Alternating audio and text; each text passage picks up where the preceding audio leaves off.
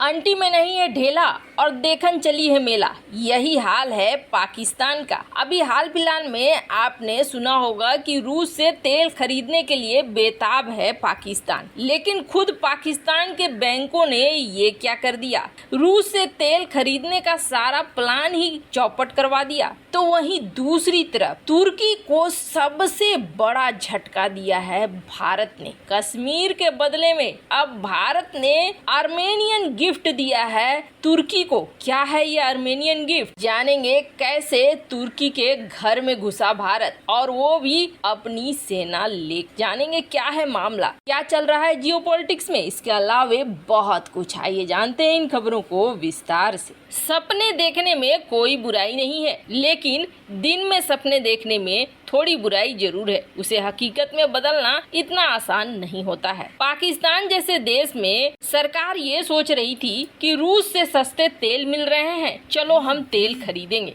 और इसके लिए बयान आने लगा कि हम रूस से सस्ता तेल मंगाने के चक्कर में हैं और जल्द ही हम ये डील फाइनल करेंगे। रूस से बातचीत शुरू हुई या नहीं हुई ये तो नहीं आधिकारिक तौर पर आया बयान, लेकिन रूस ने ये साफ कर दिया कि अभी तक उसके पास न तो पाकिस्तान के साथ ऐसी कोई रिक्वेस्ट आई है और न ही पाकिस्तान के साथ रूस ने डील फाइनल किया है। उसने साफ किया कि पाकिस्तान के साथ तेल को लेकर कोई डील फाइनल नहीं हुई है, लेकिन हाँ, रूस ने ये भी कहा है कि हम सबके लिए ओपन है जो भी हमसे तेल खरीदना चाहता है। लेकिन यहाँ बात तो सस्ते तेल की हो रही है। सस्ते तेल मतलब वो डिस्काउंटेड वाला जो भारत को मिल रहा है। लेकिन आपको बता दें, भारत के लिए भी अब डिस्काउंटेड जो रेट है वो जो पहले डील हो चुकी है उसी तक है। अब वो चीज छप्पर फाड़ के भारत को भी नहीं मिलने वाली है। तो जो नए देश आएंगे उनके लिए तो पहले से तय है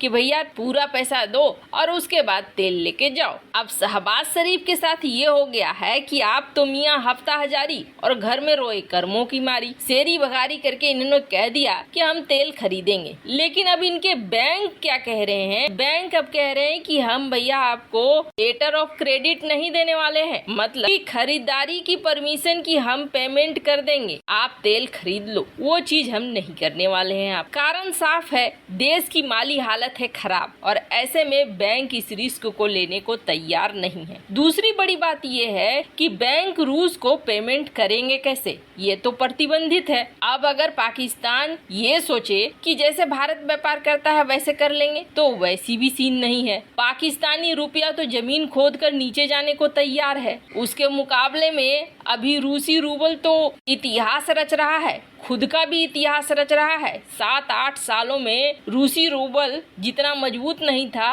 उतना मजबूत इस वक्त है। पाकिस्तानी रुपया में तो व्यापार हो नहीं सकता है। दूसरी बात, चलो वस्तु विनिमय कर लेते हैं, मतलब एक हाथ कुछ दो दूसरे हाथ से कुछ लो। पाकिस्तान के एक हाथ में कुछ है ही नहीं, दोनों हाथ तो ये फैला के रखता है, क्या बेचेगा। गेहूं चावल कुछ भी नहीं है इस वक्त। यही वजह है कि बैंकों ने अपने हाथ खड़े कर दिए हैं। मतलब ये आखिरी उम्मीद जो थी कि रूस से ये डिस्काउंटेड तेल खरीद लेते और अपने हालात सुधार सकते थे, वो भी चला गया। ऊपर से IMF रोज नई नई शर्तें दे रहा है, पैसे तो दे नहीं रहा है। उन शर्तों को लागू करने में पाकिस्तानी सरकार के पसीने छूट रहे हैं। जहां एक तरफ ये हो रहा है तो वहीं दूसरी तरफ इस फटेहाल मजनू का जो एक दूसरा दोस्त है तुर्की, उसके लिए भारत ने बड़ा जबरदस्त एक्शन लिया है। और ये एक्शन आप देखेंगे ना, सचमुच कहेंगे कि भारत अपने दुश्मनों को छोड़ता नहीं है। आज का भारत, हो सकता है थोड़ा वक्त लग जाए, थोड़ा समय लग जाए, लेकिन भारत अपने दुश्मनों को ऐसे घेरता है कि वो किसी लायक न रहे। आप तुर्की का एग्जाम्पल देखिए। तुर्की अब इतनी बुरी तरीके से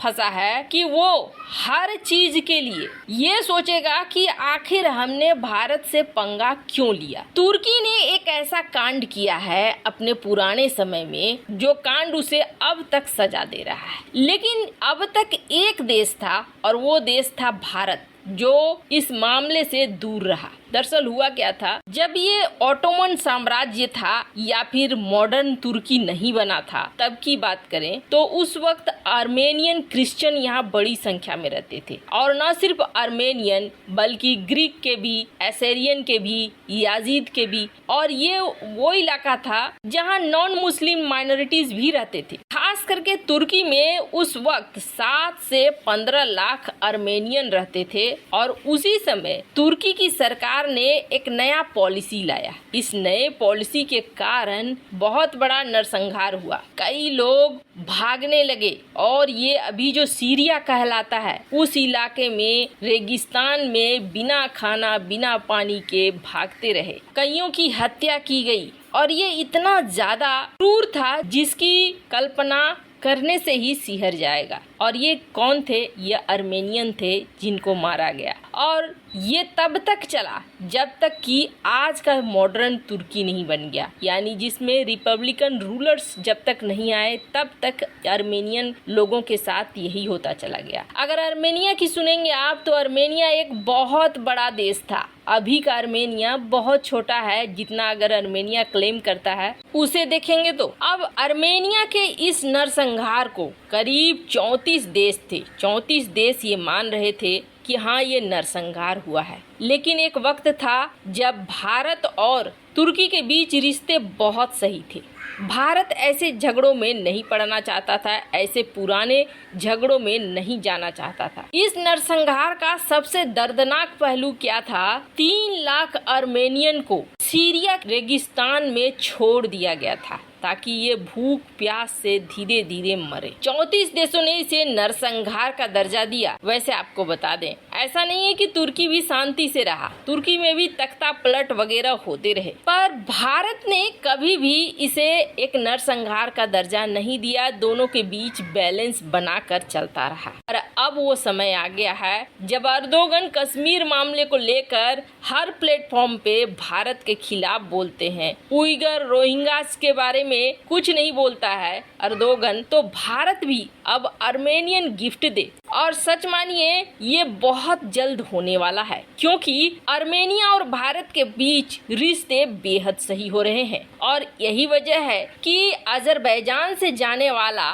नॉर्थ कॉरिडोर आर्मेनिया से होकर जा रहा है। पहले अजरबैजान के साथ हमारे रिश्ते बहुत अच्छे थे, लेकिन अजरबैजान ने तुर्की के साथ जाना स्वीकार किया, जिसके बाद भारत ने भी अपने प्रोजेक्ट को अजरबैजान नहीं बल्कि आर्मेनिया से शुरू कर दिया। तो वहीं अब आर्मेनिया और भारत के बीच मिलिट्री टाई की बात हो रही है। मिलिट्री टाई होने का मतलब है इस इलाके में भारत और आर्मेनिया के सेना आपको साथ दिखेंगे, यानी तुर्की के करीबी के बेहद करीब। और दोनों देशों के डेलीगेशन, फॉरेन मिनिस्टर वगैरह मिल रहे हैं, जो बढ़ते हुए रिश्ते को दिखा रहा है। वैसे आपको क्या लगता है? भारत को ये कदम अब उठा ही लेना चाहिए और आर्मेनिया मामले में तुर्की को दोषी करार देना चाहिए? कमेंट कर अपनी राय जरूर बताएं। जल्द मिलते हैं अगले वीडियो में नई खबर के साथ।